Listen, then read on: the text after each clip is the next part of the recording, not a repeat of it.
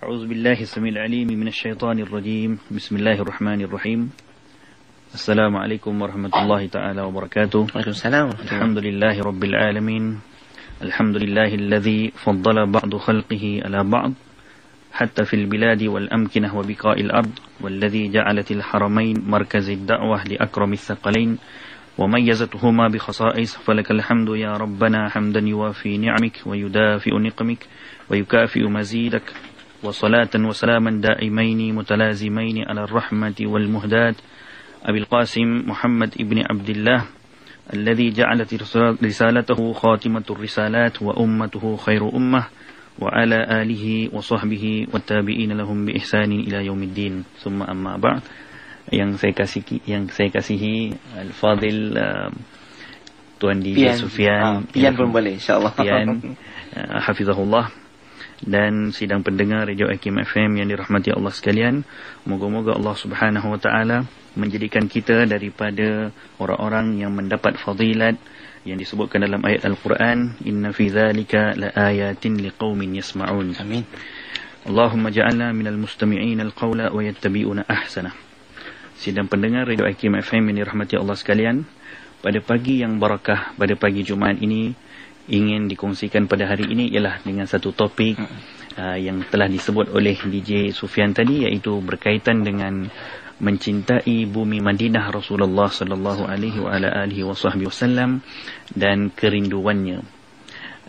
Bertepatan dengan pada sekarang ini ialah musim haji, dan ramai jemaah kita daripada seluruh dunia, daripada seluruh negara telah pun berkumpul kebanyakannya di Makkah untuk mengerjakan ibadah yang salah satu daripada rukun Islam, iaitu ibadah haji. Kita berdoa kepada Allah Subhanahu Wa Taala semoga semua daripada mereka dikurniakan haji yang makbul di sisi Allah, insya-Allah, dan juga diberikan peluang kepada kita satu hari nanti yang belum mengerjakan haji dan juga belum sampai ke bumi Madinah Al-Munawwarah, iaitu bumi Rasulullah sallallahu alaihi wasallam. Di dalam mengerjakan haji, seperti mana yang kita tahu dari sudut rukun-rukun hajinya, dari sudut fardu-fardu hajinya, semua perkara yang ada dalam haji ada kaitannya dengan sejarah para nabi-nabi yang terdahulu. Daripada tawafnya, daripada melontar jamrahnya, daripada sa'i, daripada zam-zamnya, dan semua perkara, semua ibadah rukun haji ni ada kaitannya dengan para nabi-nabi yang terdahulu, dan tidak banyak kaitannya dengan Sayyidina Rasulullah sallallahu alaihi wasallam. Tetapi kalau kita cerita tentang Madinah, kalau kita sampai ke bumi Madinah, setiap satu yang kita ziarah di situ tidak lain tidak bukan adalah melihat kepada sejarah perjuangan Rasulullah bizat, secara individu Rasulullah sallallahu alaihi wasallam, dan tidak ada di Madinah sejarah para anbiya yang lain. Dan tidak lain tidak bukan kita akan sampai ke bumi Madinah adalah dengan satu niat, iaitu untuk menziarahi Rasulullah sallallahu alaihi wasallam dan melihat kepada sejarah-sejarah baginda. Dan tidak kalau dari sudut perbezaan di antara ibadah haji dan juga ziarah Nabi sallallahu alaihi wasallam yang telah saya sebutkan tadi, kalau ibadah haji rukun-rukunnya tadi itu banyak kaitannya dengan para nabi-nabi yang terdahulu. Tapi kalau dengan Madinah, itu segala perkara yang ada di Madinah adalah secara khusus berkaitan dengan Sayyidina Rasulullah sallallahu alaihi wasallam. Di dalam rukun haji, kalau kita sedar, segala perkara yang ada dalam rukun haji sekaligus ianya mengajarkan kepada kita tentang konsep mengingati dan juga mengambil barakah, ataupun dengan istilah yang lebih tepat dalam istilah ilmiah ni disebut sebagai at-tabarruk bil anbiya. Jadi mengambil barakah dengan sirah perjuangan para nabi-nabi yang terdahulu. Begitu juga dengan kita sampai ke Madinah Rasulullah sallallahu alaihi wasallam. Dan haji itu, kalau kita kerjakan haji, kalau kita kerjakan umrah, ianya tidak akan sempurna dari sudut, bukan dari sudut sahih, diterima dari sudut sah ataupun tidak, tapi dari sudut kesempurnaan tidak akan sampai satu darjat kesempurnaan yang tinggi melainkan ianya diakhiri dengan ziarah Madinah Rasulullah sallallahu alaihi wasallam. Nabi sebutkan dalam satu hadis, man hajja wa lam yazurni faqad jaffani. Barang siapa yang mengerjakan haji dan tidak datang ke Madinah untuk menziarahi aku, maka ketika itu dia telah menyakiti aku, faqad jaffani, dan menyakiti Rasulullah sallallahu alaihi wasallam min akbaril kabair, adalah daripada salah satu perkara antara dosa yang paling besar. Dan disebutkan oleh para ulama dalam perbahasannya berkaitan dengan bagaimana kalau dengan keadaan seseorang yang hendak mengerjakan haji ataupun umrah, mana satu yang dia perlu dahulukan? Adakah lebih utama kepadanya untuk pergi ke Madinah ataupun lebih utama kepadanya untuk pergi ke Makkah?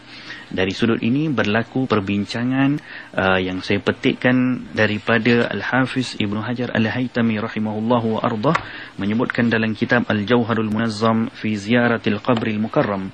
Al-Hafiz Ibnu Hajar seorang ulama besar dalam mazhab Syafi'i, lahir sekitar tahun 900 lebih Hijrah. Beliau menyebutkan satu perbahasan, iaitu kepada seorang yang hendak mengerjakan haji, lebih utama kepadanya untuk mendahulukan mana satu? Adakah haji atau umrah? Adakah lebih utama kepadanya untuk pergi ke Makkah ataupun pergi ke Madinah dahulu?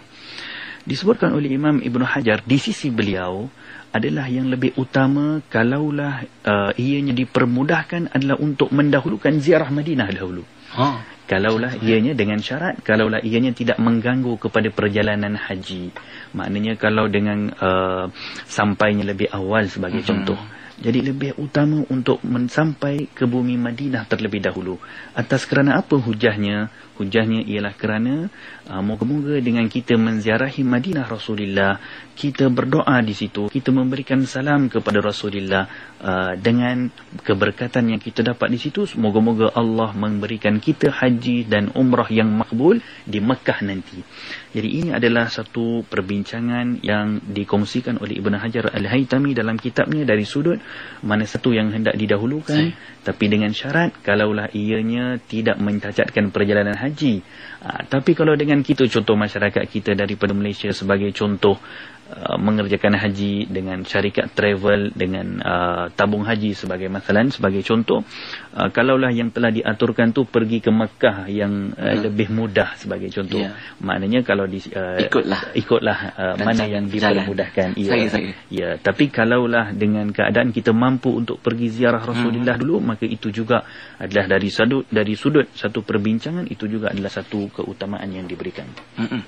Tentang Makkah dan Madinah, Sufyan dan juga para pendengar Hakim FM yang dirahmati Allah sekalian, beberapa ayat Al-Quran disebutkan oleh Allah Subhanahu wa taala tentang kemuliaan Makkah dan juga kemuliaan Madinah. Tentang Makkah Allah sebutkan, inna awwala baitin wudi'a lin-nasi lalladzi bi Bakkah mubarakah. Sesungguhnya masjid yang pertama, rumah Allah yang pertama didirikan adalah di Bakkah, yakni Makkah. Makkah ini ada beberapa namanya. Antaranya dipanggil sebagai Makkah, dipanggil juga sebagai Bakkah, dipanggil juga sebagai Al-Balad dalam Al-Quran, wa hadzal baladul amin. Ada dipanggil juga sebagai Ummul Qura. Jadi ini antara nama-nama yang ada yang Allah ceritakan tentang Makkah. Adapun Madinah juga mempunyai beberapa nama. Antara nama-nama Madinah yang disebutkan dalam hadis, pertama sekali adalah Madinah, yang kedua adalah Taibah ataupun Tayyibah, berasal daripada perkataan Tayyibah. Taibah itu adalah merujuk kepada Madinatul Munawwarah. Dan yang antara nama lain juga Madinah Rasulullah dikenali juga dengan Yathrib, dan Yathrib ini adalah nama kepada Madinah sebelum Nabi kita baginda Rasulullah SAW menamakannya sebagai Madinah. Bahkan dalam satu hadis disebutkan bahawa baginda Rasulullah SAW tidak menyukai seseorang yang memanggil Madinah dengan Yathrib, kerana sejarah Yathrib ini adalah nama kepada seorang Yahudi, yang mana Yahudi itu adalah orang pertama yang sampai ke Madinah dan membuka kota Madinah. Jadi dia dinamakan sebagai Yathrib, dinisbahkan kepada seorang Yahudi yang mereka sebelum diutuskan Rasulullah, mereka telah diberikan khabar akan utusan Rasulullah, dan mereka orang-orang Yahudi mengharapkan Nabi akhir zaman yang akan diutuskan adalah daripada Bani Israel. Jadi oleh itu mereka terlebih dahulu sampai ke Madinah seolah-olah untuk menyambut kedatangan Nabi akhir zaman yang akan datang daripada Bani Israel. Tapi Allah Subhanahu Wa Taala mengutuskan kekasihnya baginda Rasulullah daripada kaum bangsa Arab. Oleh itu orang-orang Yahudi tidak dapat terima dakwah Rasulullah dan mereka menentang kepada dakwah Rasulullah. Jadi Yathrib, kata Nabi sallallahu alaihi wasallam dalam satu hadis, man sammal madinata bi Yathrib falyastaghfirillah. Barang siapa yang menamakan Madinah dengan Yathrib falyastaghfirillah, maka mohon ampun kepada Allah. Jadi di sini para ulama Ibn Hajar Haytami menyebutkan bukanlah bermakna di sini satu dosa besar, tapi ini adalah hukumnya makruh menamakan Madinah dengan Yathrib kerana Nabi telah menamakannya sebagai Al-Madinah. Madinah ni biasa kita dengar dengan Madinatul Munawwarah. Apa maksud Munawwarah? Madinah yang bercahaya. Cahaya apa yang dimaknakan di situ?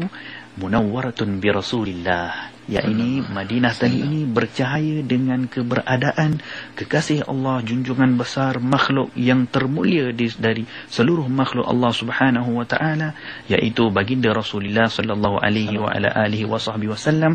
Dan Madinah itu bercahaya dengan kedatangan Rasulullah, dengan sampai ke hari ini Madinah dikenali sebagai Munawwarah, bercahayanya Madinah kerana keberadaan baginda Rasulullah sallallahu alaihi wa ala alihi wasallam. Kita bincang tadi berkaitan dengan Makkah dan Madinah, dan saya ingin kongsikan di sini tentang satu perbincangan di mana para ulama kita membincangkan di antara Makkah dan juga Madinah mana satu yang lebih mulia, ataupun dengan Masjidil Haram dan Masjidil Nabawi mana satu yang lebih mulia. Saya petikkan perkongsian ini daripada karangan Imam Suyuti rahimahullah wa ardah. Beliau menyebutkan dalam salah satu daripada kitabnya yang bernama Al-Hujajil Mubayyinah fi Tafdili Baina Makkah wal Madinah. Imam Al-Hafiz As-Suyuti menyebutkan tentang pandangannya mana satu yang lebih mulia setelah beliau ceritakan tentang Makkah, kemuliaan-kemuliaan Makkah dari sudut adanya fardu haji itu di Makkah, dan juga Nabi pernah berdoakan kepada Makkah, dan juga ayat Al-Quran yang cerita tentang Makkah. Tapi Al-Hafiz As-Suyuti juga membawakan kemuliaan Makkah kemuliaan Madinah yang tersendiri, di mana beliau bawakan satu hadis yang menyebutkan tentang Allahumma habbib ilaina al-Madinah ka hubbina Makkah au ashad. Kata Nabi SAW, ya Allah, ya Tuhan kami, habib ilaina al-Madinah, berikanlah kami kecintaan kepada Madinah, ataupun cinta kepada Madinah, kahubbina Makkah, seperti mana cinta kami kepada Makkah, au asyad, ataupun lebih tinggi ataupun lebih besar daripada cinta Makkah. Jadi ini menunjukkan salah satu hadis yang dipetik, saya petik daripada Al-Hafiz Ibnu Hajar Al-Haytami dalam kitabnya.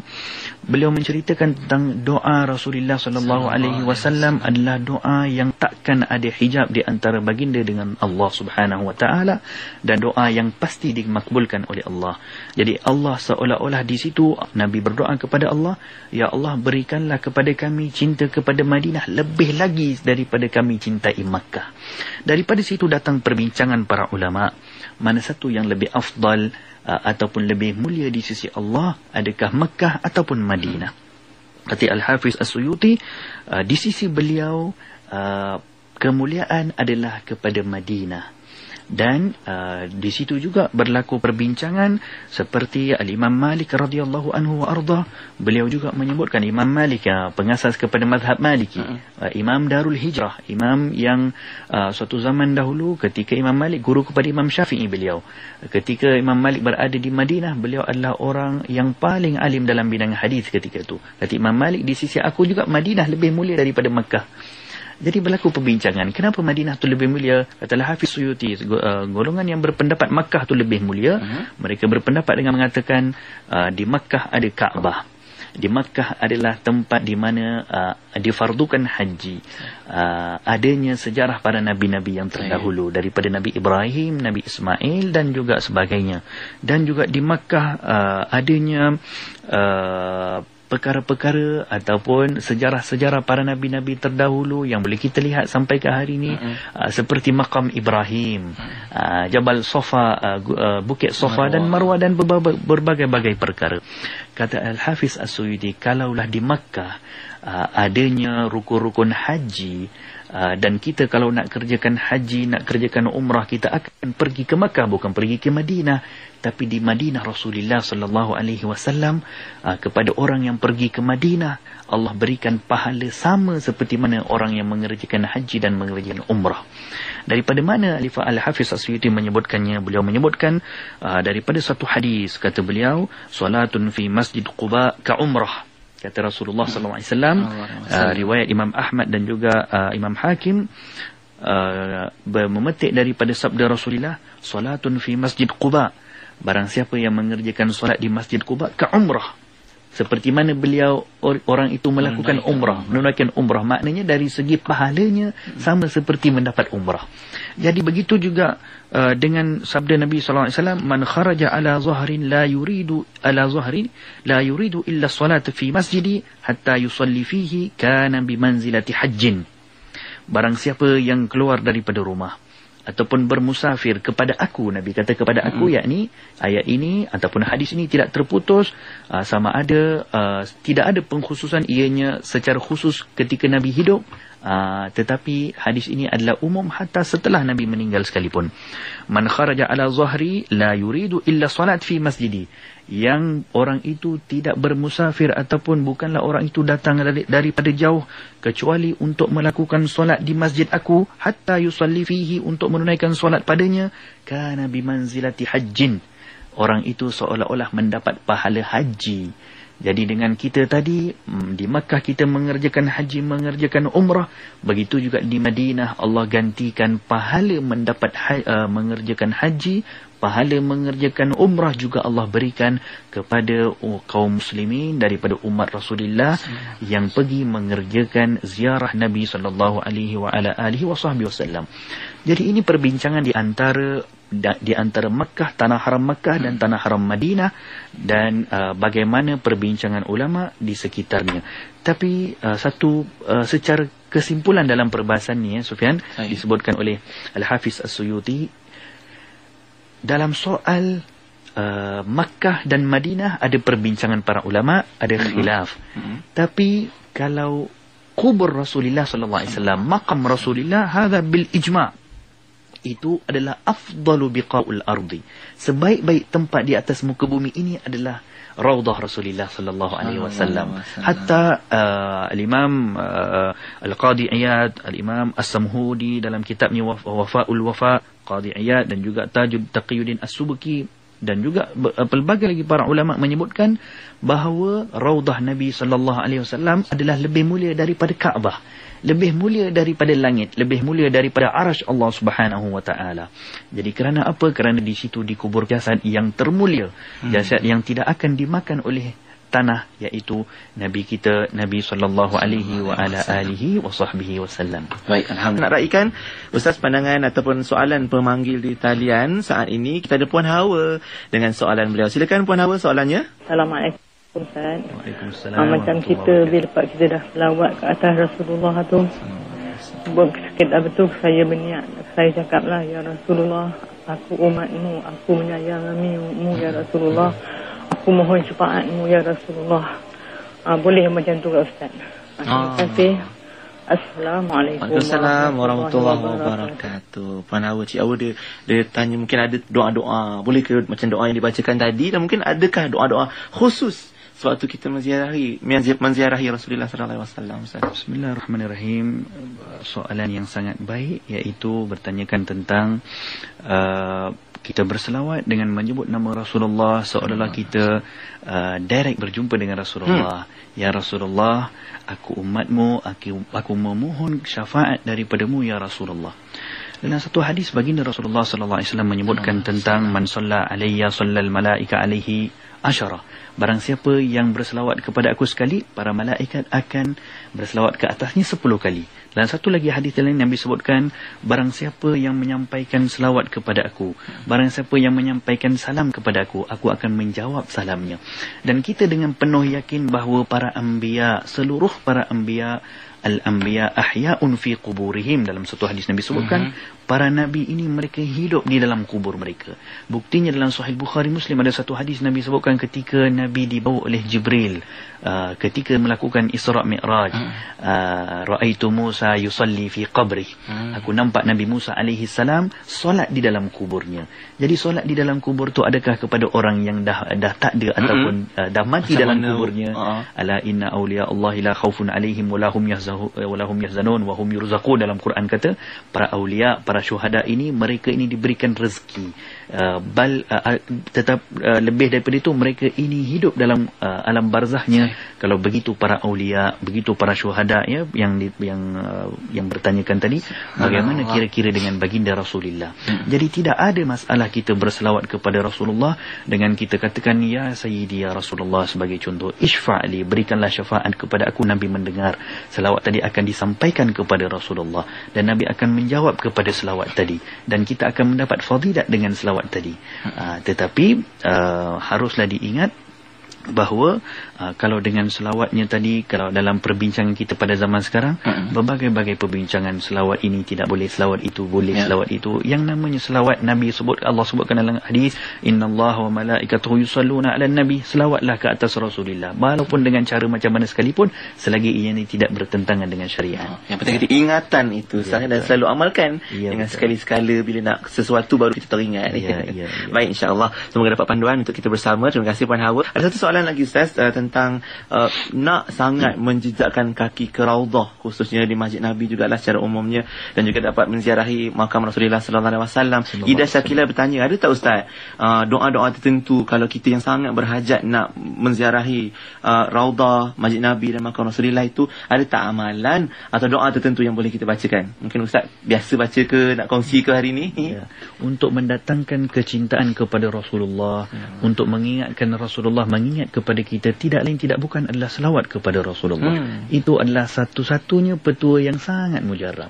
Paling tidak satu hari kita amalkan 100 kali selawat. Paling tidak kita amalkan satu hari 50 kali selawat kepada Rasulullah. Jangan tinggal selawat.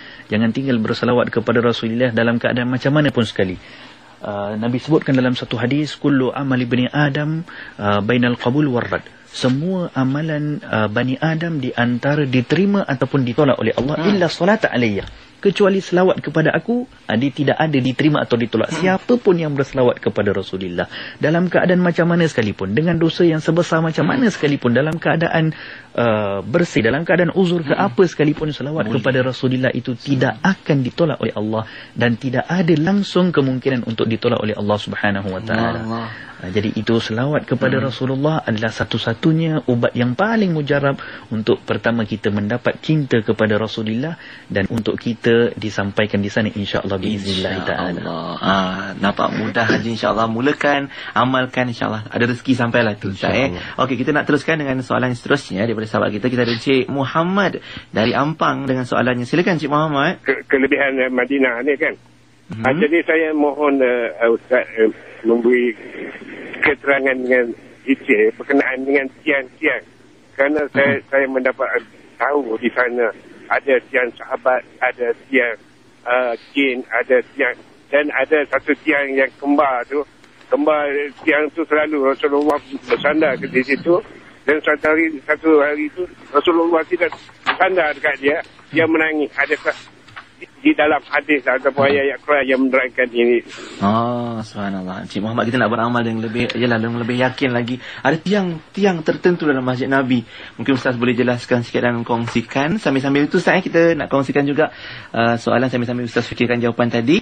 Ada satu soalan, 2-3 soalan juga yang bertanya ni tentang, kan ada kalau di Facebook sebelum ni disebarkan tentang gambar di atas kubah hijau itu di Masjid Ya, Nabi ya. itu ada macam satu bentuk, ada orang kata itu adalah figura ataupun satu bentuk jasad orang yang pernah nak cuba mencuri jasad Nabi, sallallahu alaihi wasallam. lepas tu dia melekat di situ dan begitulah. Dan ada yang kata itu kubur orang nak mencuri itu dan sebagainya. Jadi mungkin Ustaz boleh bagi penjelasan tentang perkara tersebut. Silakan Ustaz. Baik, saya jawab dulu soalan yang pertama daripada saudara kita yang bertanya. Subhanallah, soalan yang sangat baik, iaitu bertanyakan tentang tiang-tiang yang ada di dalam Masjid Nabawi. Para pendengar yang yang dirahmati Allah sekalian, Madinah Rasulullah, Masjid Nabawi Rasulullah, setiap sudut daripadanya ada sejarahnya.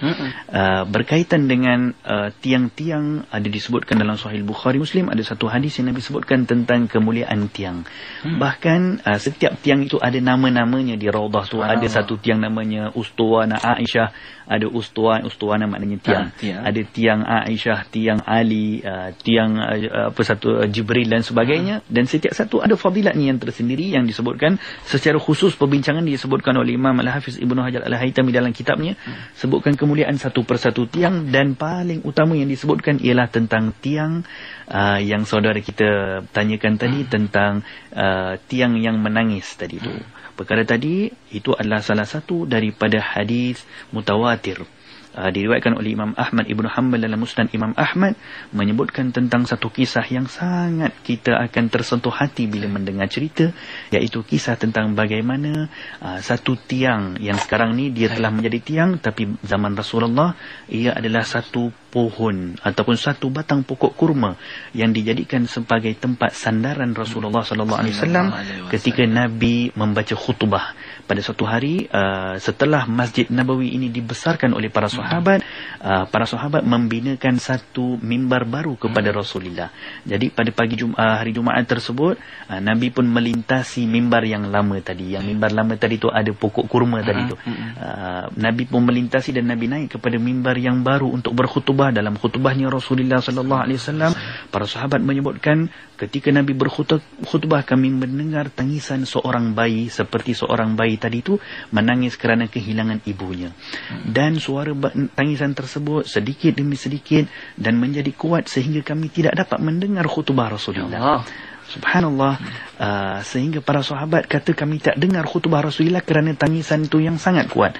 Jadi apa yang dibuat oleh Rasulullah? Nabi turun daripada mimbar tadi dan Nabi terus pergi kepada mimbar yang lama, yang pokok kurma tadi tu, batang pokok kurma yang ditanyakan tadi tu, dan Nabi pun pujuk pokok kurma tadi tu seperti mana seorang ibu memujuk anaknya yang menangis.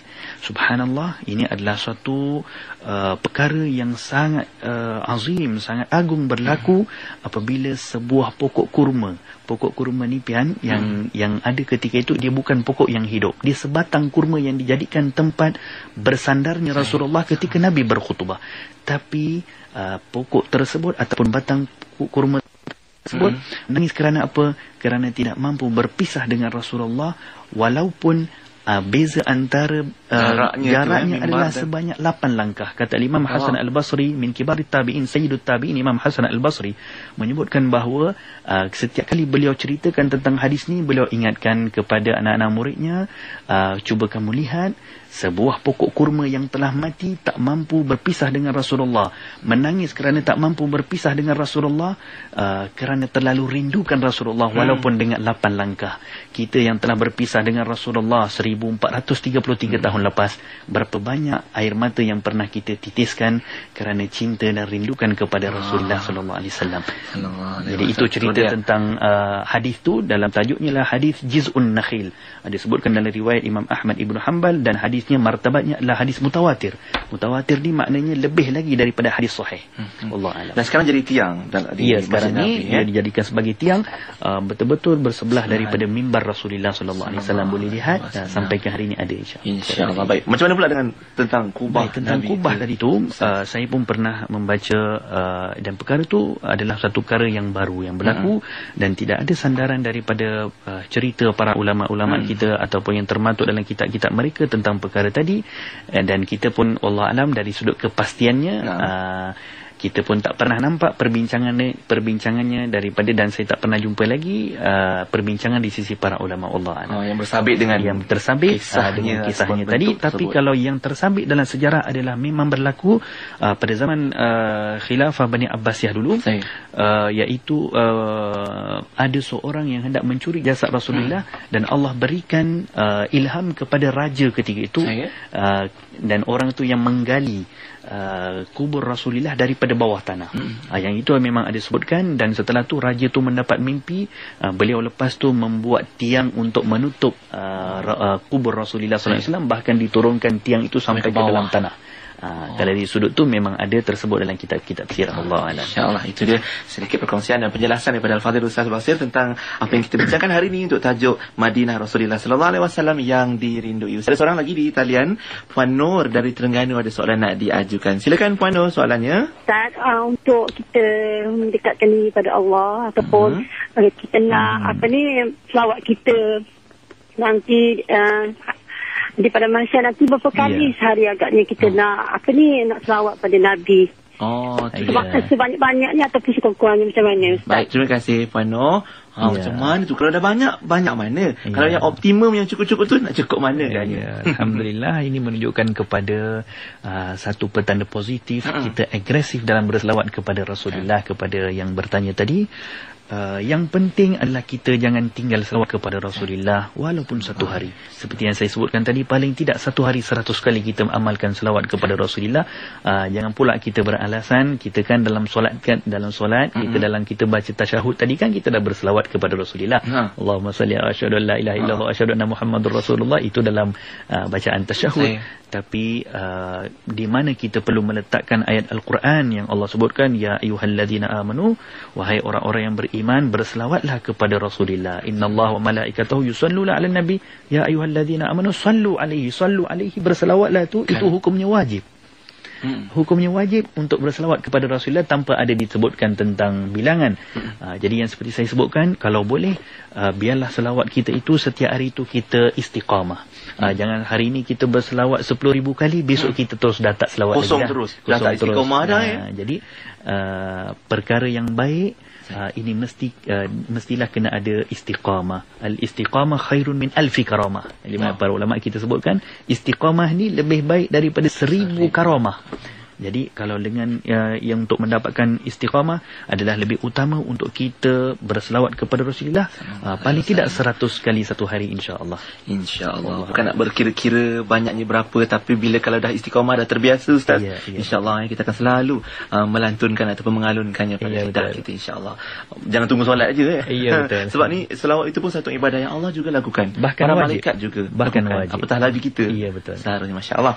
Baik, insya-Allah itu sedikit jawapan daripada sahabat-sahabat kita, daripada Ustaz. Untuk sahabat-sahabat kita yang bertanyakan soalan, ada lagi soalan-soalan di Facebook yang kita boleh kongsikan Ustaz, tentang biasa kalau kita pergi sama ada menunaikan umrah ataupun haji, dapat berpeluang ke Masjid Nabi, mesti ramai yang berebut untuk mendapatkan solat di Raudatun Nabi sallallahu alaihi wasallam. Jadi mungkin Ustaz boleh ceritakan sikit kepentingan dan apa kelebihan dan ganjaran sekiranya dapat bersolat di Raudah, sebab ada sahabat kita bertanya, dan mungkin selain itu kepentingan lain kenapa kita kena menziarahi Madinah ini. Baik. Bismillahirrahmanirrahim. Kenapa perlu menziarahi Madinah? Seperti yang saya sebutkan, Nabi sebutkan dalam suatu hadis, man zara qabri wajibat lahu syafaati. Barang siapa yang menziarahi kubur aku, wajibat lahu syafaati, maka orang tadi diwajibkan kepadanya syafaat daripada aku. Amin. Man zarani ba'da mauti fa ka'annahu zarani fi hayati. Dan barang siapa yang menziarahi aku setelah aku meninggal, fa ka'annahu zarani fi hayati, maka orang itu seperti menziarahi aku ketika aku masih lagi hidup. Jadi ini menunjukkan kepada suatu gesaan, suatu tuntutan kepada kita untuk sampai ke Madinah menziarahi Rasulullah sallallahu alaihi wasallam. Dan di dalam ziarahnya kita kepada Masjid Nabawi, kita mesti akan berusaha bergaduh ke bertolak ke apa sekalipun untuk sampai ke Raudah Rasulullah sallallahu alaihi wasallam. Bergaduh dengan Pak Arabnya, bergaduh dengan macam-macam orang lah, kita tolak sana tolak sini untuk sampai kepada Raudah. Kenapa kita berebut untuk mendapatkannya? Sidang pendengar dan juga yang bertanyakan tadi, Nabi sebutkan dalam satu hadis dalam Sahih Bukhari, ma baina qabri wa minbari raudatun min riyadil jannah. di antara kubur aku dan di antara mimbar aku adalah raudah min riyadil jannah, taman daripada taman-taman syurga. Apa sebenarnya yang Nabi maksudkan dengan raudah min riyadil jannah, taman syurga? Para ulama menyebutkan, Imam As-Samhudi menyebutkan dalam kitab Wafaul Wafa, yang dimaknakan dengan raudah min riyadil jannah, taman-taman syurga itu ialah dari sudut sifatnya. Maknanya kalau kita dengan berada di dalam raudah tadi, seperti kita ini ahli syurga. Ahli syurga ni doanya adalah tidak ada hijab kepada Allah. Doanya akan ditunaikan oleh Allah secara ketika itu juga. Jadi ketika kita berada di raudah itu seperti kita berada di syurga. Bahkan para ulama menyebutkan bahawa, Imam Ibn Hajar Al-Haytami menyebutkan raudah ini adalah satu-satunya tempat setelah berlaku kiamat, itu adalah satu-satu tempat yang akan dikembalikan ke syurga. Ya Allah. Subhanallah, ini menunjukkan kepada kemuliaan tempat tersebut. Bahkan Imam Ibn Hajar juga meriwayatkan satu pendapat yang mengatakan bahawa raudah Nabi disebutkan sebagai raudah min riyadil jannah kerana tanah raudah itu memang datang daripada syurga. Mustahil ke perkara tadi? Tidak mustahil. Ada banyak barang-barang syurga di hadapan mata kita sekarang ni.